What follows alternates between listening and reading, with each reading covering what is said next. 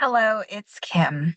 This is being filmed July 4th, 2024. For those of you who aren't in the US, July 4th is Independence Day.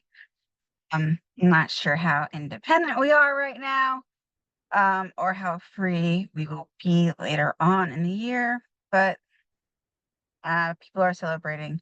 If you see me go like that or have like a flight freak out, it's probably because a firework went off. I'm in the DC metro area, so fireworks are already big here, of course. And then we have our local fireworks, which are not going off, but other cities are. Just started raining, so I'm like hopeful that I don't have to deal with fireworks. My hearing is very, very good, and it startles me. And I've also been in car shootings and stuff, like at least one, right? And so I'm very, very aware of my surroundings. So when I hear, like bombs, right? Or things that sound like guns, I look up and I look around. Of course, as you see, I'm in my car, so yeah, who knows? It might not be the best of the best. Well, I feel like doing a reading, so I am. The reading for this week at least. Um, I have two new decks, so bear with me because I will be reading quite a bit. They are not tarot, they're oracles, so there's a lot that a lot of interpretation that will be me. They have small paragraphs, if at best you could. That's like being generous with them. They're really cool. This is a Compendium of Witches oracle by Natasha Hillenick. I would say that it was something different, but it has accent marks, and I'm like, "Eh." So I'm probably gonna totally decimate it. Sorry. It's a really cool deck though, even if I decimate its name. Another one is Love Who You Are Oracle. And I mean, I admit that I bought it for the Luna Moth on the front. I'm enjoying it. It's a deck by Angie Sullins and the artwork by Silas Tobal. So again, very interesting and new. The 4th of July had a great sale at my metaphysical store that I look my local one. So I may have bought like 8 new decks. I called it for business. Hmm. Business just called. Okay. So starting with Compendium for Witches. Um, I sort of want to keep apologizing for being in my car. Just not going to. I'm here. What you get me where you get me. All right, I'm trying to find the first card that we got. First card is number 36. See if you can get it. Sometimes it's really difficult to get all the cards to appear. All right, so it's 36 thaw. Okay, so and it's supposed to be like snowdrops, and they're supposed to be coming, I guess blossoming. I want to call it unblossoming for whatever reason, but unfurling, I guess. And some of the first flowers of spring. And I'm gonna say everywhere, but probably not. Definitely in the US, my area. So it says potential, eagerness, anticipation. The emerging of the first snowdrops quietly announces that under a soft layer of snow, the earth is getting ready to blossom, eager to feel the warmth of spring once again. Unseen to the eye, life is stirring in the depth of the soil within insects and last year's seeds alike. The thaw cards represents joyful excitement, the yearning and anticipation of new things to come, and the confident awareness of underlying potential.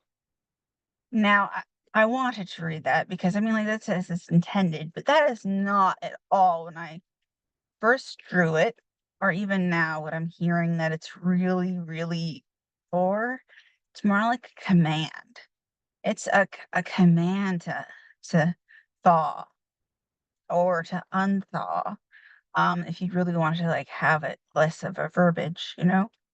So unthawing, right? So yes, we can be eager in anticipation, all this stuff, but we sort of have to be ready too. And to be ready, we can't be rigid and frigid and perhaps also not believing in our own ability to blossom. That's really how I feel like that it's a command to thaw. So it's as if somebody is pointing at us and saying, thaw, get ready, thaw, be compassionate. You don't have to be a brick. You don't have to be solid stone. Be a person, be yourself. And that's totally, it's not as anywhere near what the book says, but that is what I get. I got the same message like when I picked it, and it was our first card. So I was like, "Oh, what's this? It's the first card I've drawn from the deck." So I felt like it had to have like import. 42 cornucopia is our next one. And cornucopia is pretty much universal for like, yes, is abundance worth possessions. The idea of like having a full bounty, having, bountiful. I'm doing all this wordplay. I'm really sorry. It's just the poet in me or whatever today. And, basically, we have the cornucopias, especially I see them in the fall, harvest, definitely like sort of a Thanksgiving sort of thing. I usually see them sometimes Christmas, but usually it's like Thanksgiving. And I think that's because of the idea of abundance. And maybe I should put it this way a little bit. Maybe the idea of abundance or of that sort of nature that, we have all of the fruits that we want and all the nuts and all the greenery and everything right then and there has been harvested and ready. Um, I don't know if that's exactly how I feel about this card. I feel like it's instead of being full, it's definitely a good card I feel of gratitude too. Like, yes, we can definitely have all these things, but gratitude is a huge part. Um, I'm not a big fan of people saying that you have to have gratitude before you manifest. But I definitely think that like living life with like some idea of gratitude at least. Idea that no one has to do anything for us. It's not don't have to do anything. It's nice when they do. And like having that type of abundance, having the resources, and I'm sure like resources and possessions are also similar words, but like having those resources to be able to connect with people, have friends, and even just have strangers is a gift and abundance. Um, a personal note from like a half hour ago, I was going to do this 2.5 hours ago, this reading. And I was getting out the cards, they're new, and packaging them. And a woman comes up to me, and I'm kind of leery of everybody. It's me. And it's in my area, it's safe to be a little leery. And she was like, ugh. And she was like, do you have jumper cables? And I thought about it. It took me a hot minute. And I was like, yeah, actually, I think I do. I had taken out all of my archaeology stuff. I was like, I bet you I can even get to them. It's like truly the more miraculous thing is being able to get to the jumper cables because my car, well, hopefully you can't see it. So it's amazing. So I'm already talking to her. Gentleman is kind enough to stop after she is yelling for him to help, and he did, and it was lovely. And he dropped off it was either his mother or his mother-in-law and his wife to go shop. Well, he went and like got another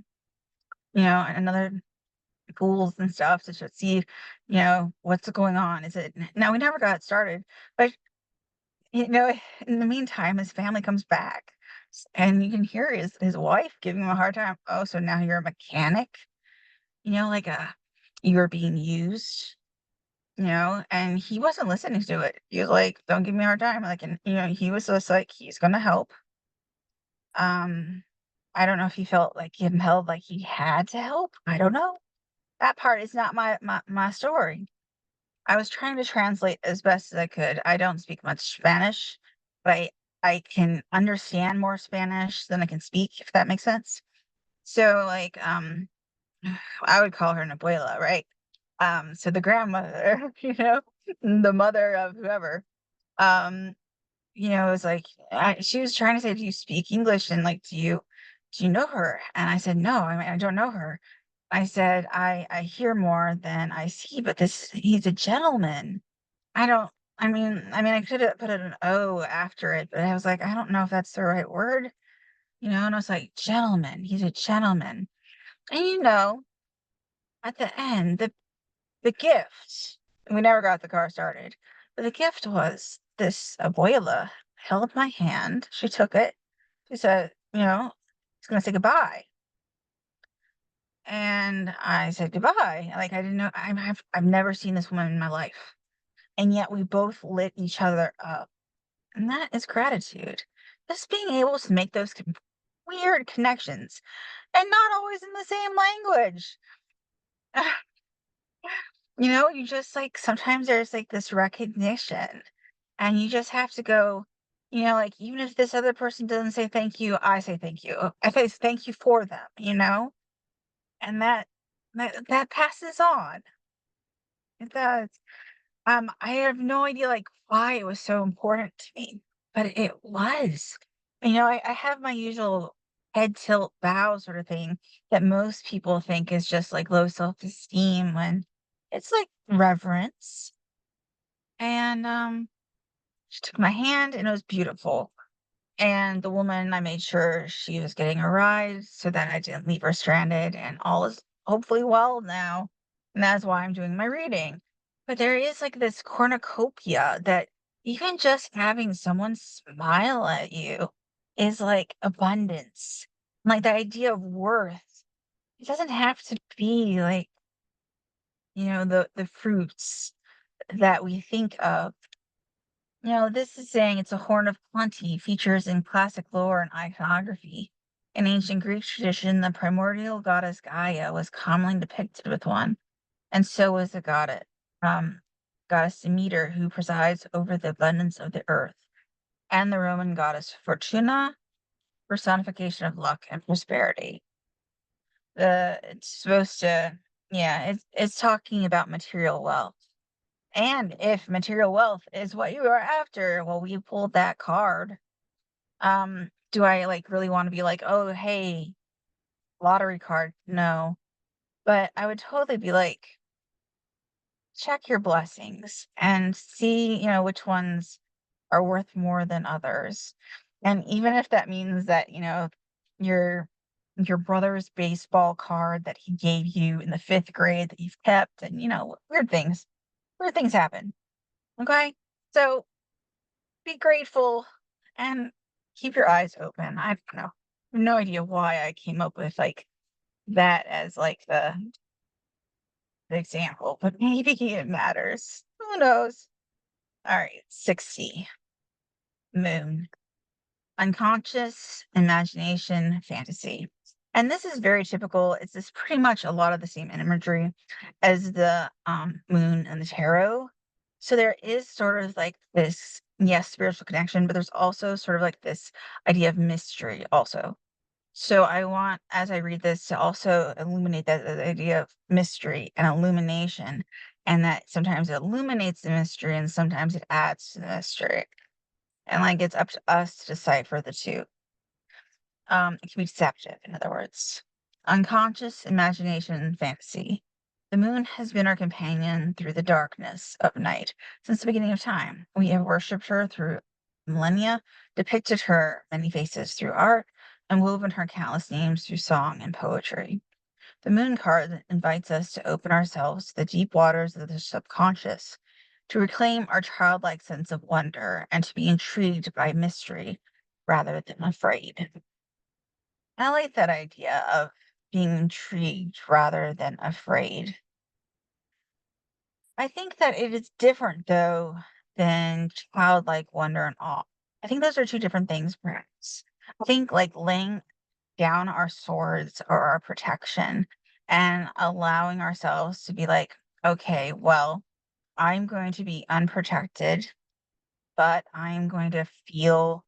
I am going to intuit. I think that's a little bit different, but I think that is one of the things it's being called to do.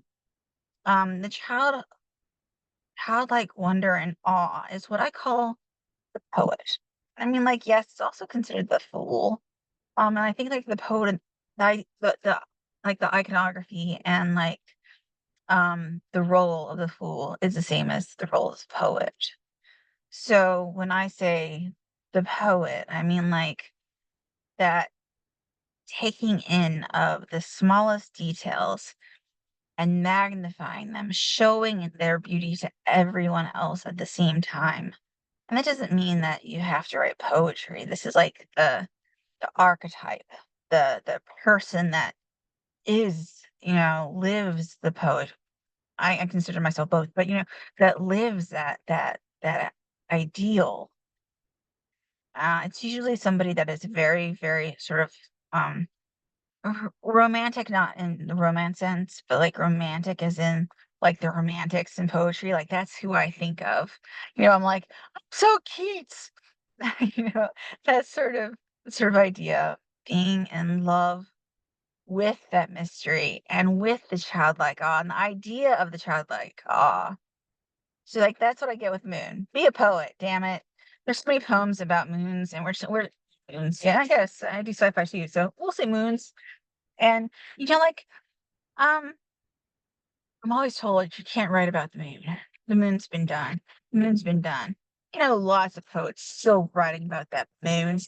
And someday I'll have like a poem that actually like does the moon justice. Right now I don't. It's just pretty cliche. All right, this is the second to the last of this deck. I, I'm gonna say it wrong. All right, when I get to it, you'll know. All right, this is 8, the Veil Walker. And she is definitely all like beginning of winter. She's the witch that goes off into winter, the ideal of the crone that's going off towards the end of her journey, but still like finishing, like she's making it a mission to finish the entire journey. And so it's crossing, transition, courage, evolution. And this could mean that there is like an evolution in us. We've had a completion or are about to have a completion, sort of like that 9 and 10 of the minor arcana and the tarot. There even the entirety of the tarot is a cyclical sort of thing. We're meant to start one thing, have that like abundance or whatever. And then, it's a cycle that keeps repeating 1 through 10, you know, the fool to the world, all sorts of things. And this is definitely also, it says the card of transition. If anything's a transition right now, not just seasonally right now, even though it's really close to the solstice, but just in general, political climate, actual climate, everything is definitely in transition. Nothing stays the same ever, but I feel like we are moving faster and faster and faster ourselves and also the world. Cold grips the earth and the smell of firewood fills the air. The Veil Walker welcomes the first signs of winter. As the mist starts to rise, she sets forth on her journey, knowing it will bring wisdom and insight. The Veil Walker represents the crone in the beginning of her transition. She's unafraid of the darkness of winter and of the quietness it brings, because deep in the frosty soil, she feels life flowing in the dormant root. And that's true. But we have to understand that the crone eventually dies, right? So she's going towards her own death. And of course, it also depends on if you believe in pantheons or what type of belief you have, whether or not the crone is reborn, you know, or just dies. I mean, it just depends. Everyone has a different religion that comes to tarot card oracles. So I don't want to proclaim that everyone has to have my beliefs because I don't. My belief sort of is definitely that of the poet, where it is a question, right? We don't really know. But like the beauty of it is that we can feel their life coming, but we're not promised it as we go down. And that's poetry. All right. So this is actually an- I the ooh, can't speak. This is about the witch.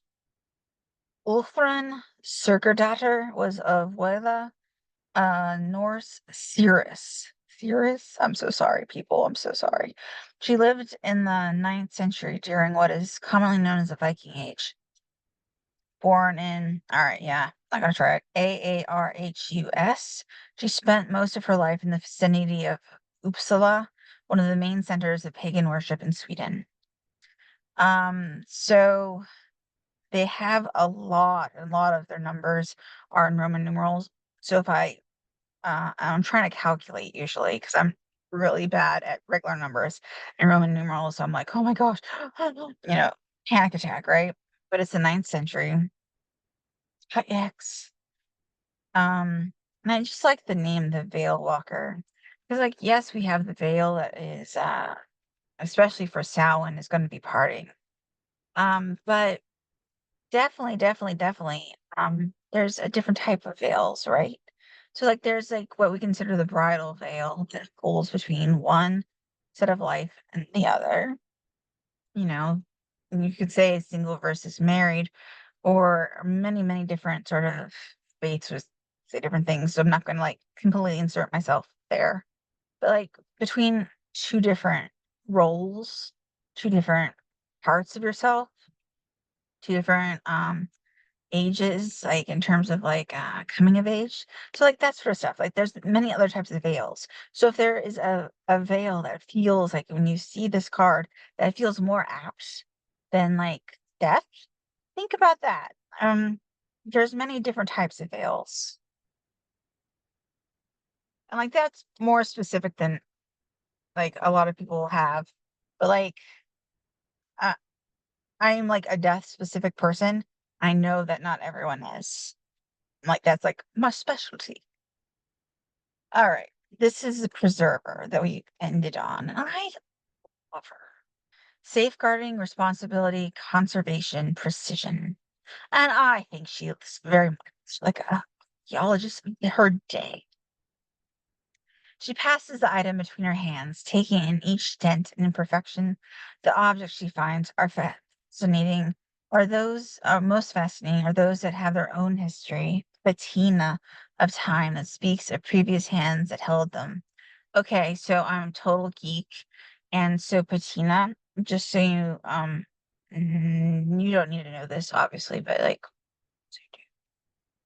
if you have like an old bottle, especially if it's been in the ground, right?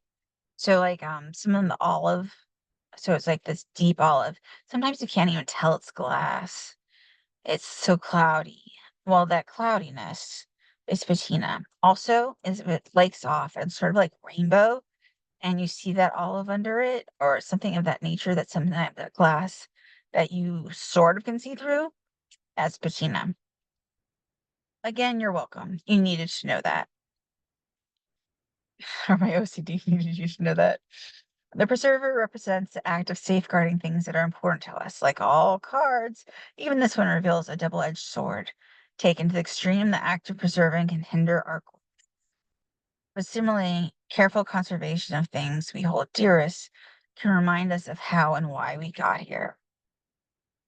So, this could be like an actual idea of holding the past, holding on to items, like actual material possessions, um, collections, sorts of stuff.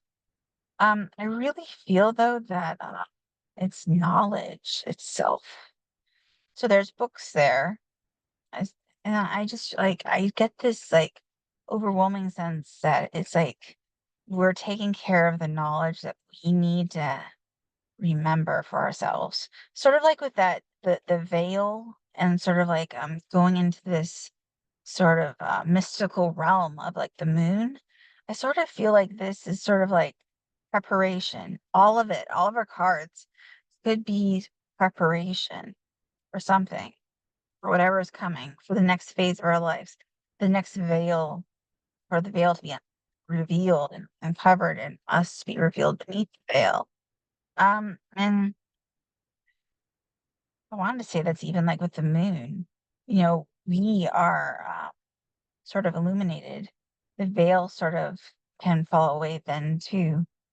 So I think that we are calling to have our knowledge. And like I said, it's like the knowledge that we need to know or remember, those things that can be forgotten easily. Things that in our lifetime other people aren't going to remember how to do. How many people know that much about Sega? How many people know about a mouse? And not squeak squeak mouse, but I mean, like, there's different things like the roller ball in the mouse. I mean, not many. Which generation does it end with that knows about the rollerball that doesn't go into the museum? So, I mean, like, there's certain things that we might need to know, later on. I'm not saying you need to know about a rollerball and mouse, but like maybe there's one that you have to fish out and try to like put, into your computer and be like, good luck. Because something dies on your computer and you have to do something. You never know. Sometimes the most mundane little things save the day. And it's sort of like facts and sort of like poetry again. Poetry sort of puts emotion behind facts in history.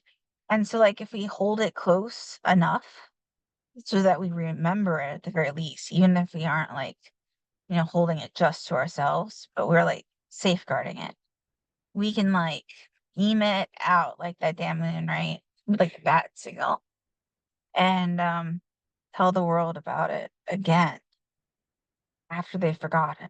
And like that's sort of how hope is, where we lose hope or somebody else loses hope, and then we beam it back out after we either reclaim it and find it ourselves, for ourselves, or we give it to somebody else. Wow, that was really, really crazy deep all of a sudden. It was like all like love and light until it was like, hey, by the way, didn't quite say democracy was going to fall tomorrow, but I was like, oh no, I can feel it. Kind of feel it. All right. Love who you are. We're not saying this is going to be all joy either, but I mean, it's got to start with all joy, right? I really love this card that I pulled, first one. The first one of this deck that I also pulled, I'm trying to get to it. All right. 22. Own your star. And again, a lot of these are up for interpretations. Show you not a lot paragraph, that talks about it. There's not that even many that cards. I think there's not that many cards in this one. Less than last deck, a lot less.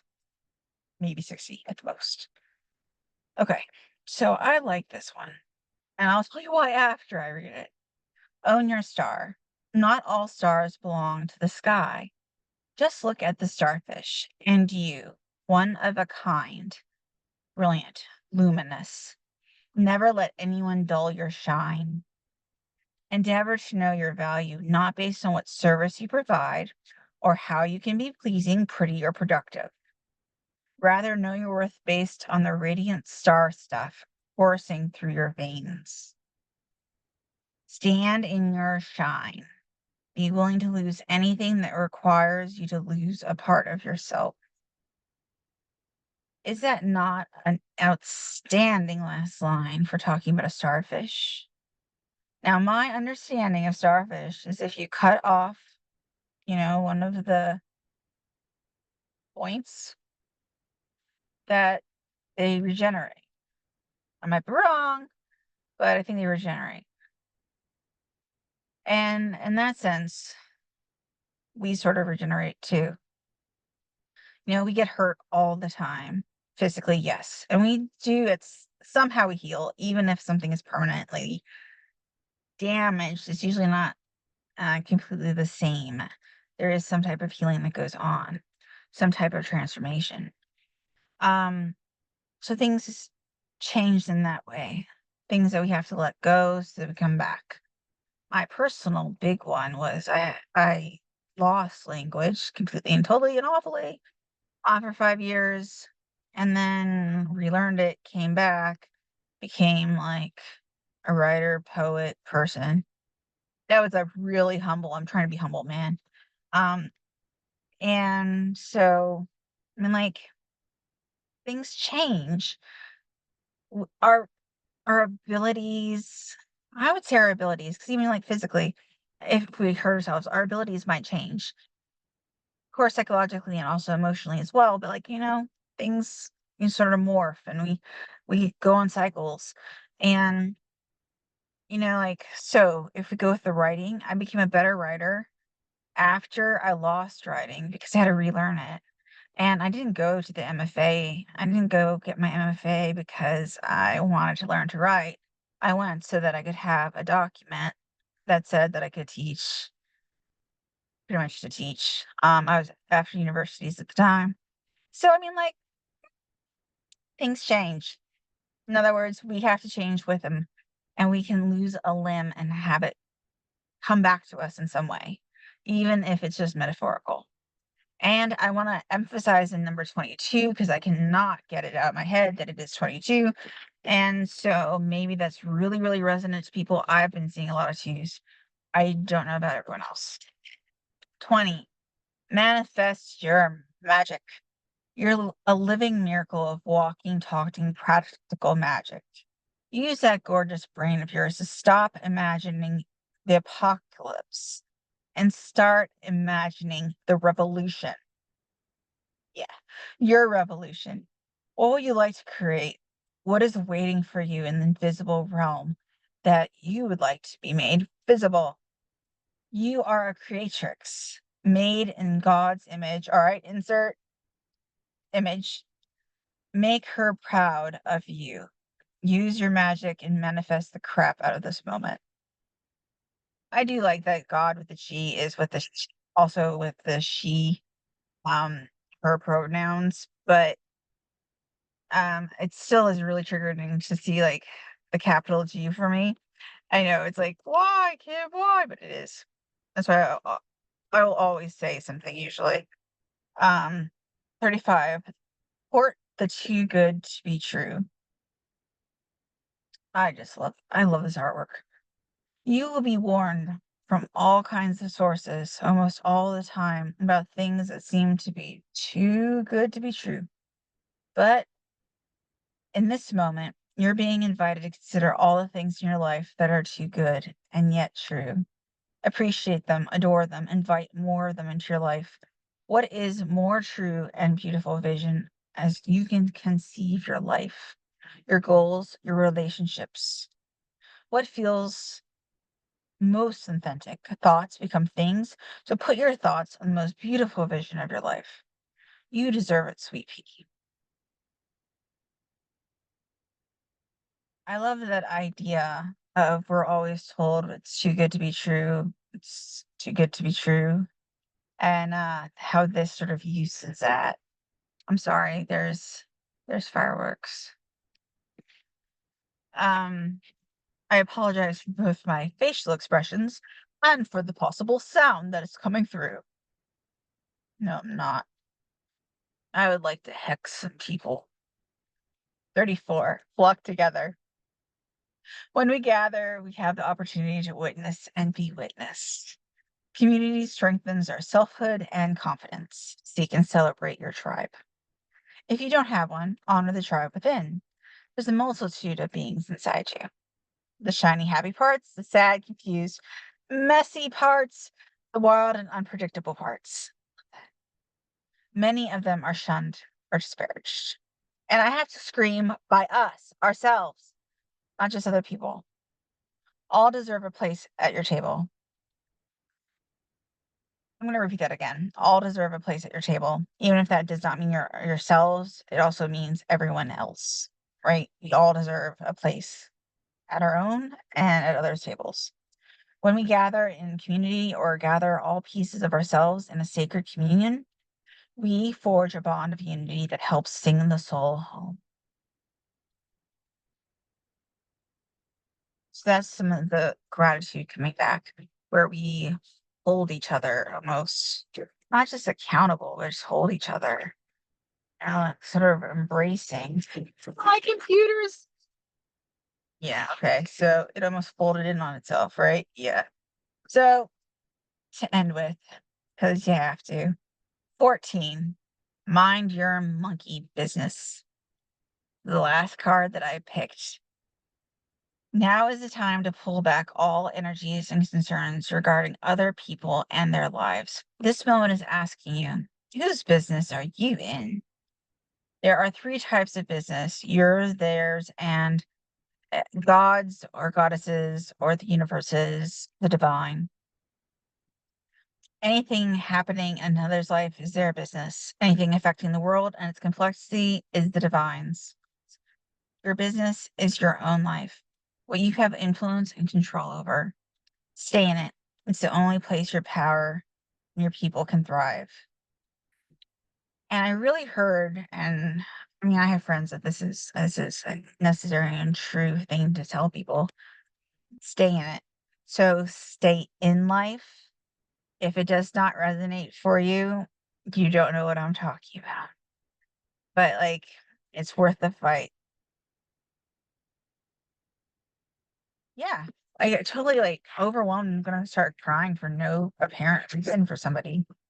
So um mind your own business, be in your own business, but stay in the fight, stay in the world, stay in your life, um, stay in your grace, and always do what is best for you. And only you, it's true, knows that. So don't let anyone who preaches that we know better than you don't. You know what is needed for you. Just remember, whatever we leave behind is more permanent than what we necessarily take with us. I'm not quite sure I worded it that way, but I did. But like, like going around in that circle again, back in that cycle, you can consider it of death and rebirth, or just a cycle of a life, of different events. There's when you lose everything, you get it again, and it's a cycle. 1 through 10, blah blah blah blah. Well, I think we're probably at a 9, about to be at a 10 of completion, and then we'll go back to 1, or we start over again, right? So it's up to us to sort of trying to figure out what that all means and where we want to place ourselves, like that revolution, right? Where do we want to be to revolutionize? What is it? Is it us? Sure. Is it the world? Of course. Are we afraid? Maybe. But sometimes it's our lot in life to go forth and magnetize the world. Who knows? That is my oracle reading for today. Um, ending on a sunny yet full of fireworks day, and on a day of the United States independence. I hope the actual people stay and be well, peeps.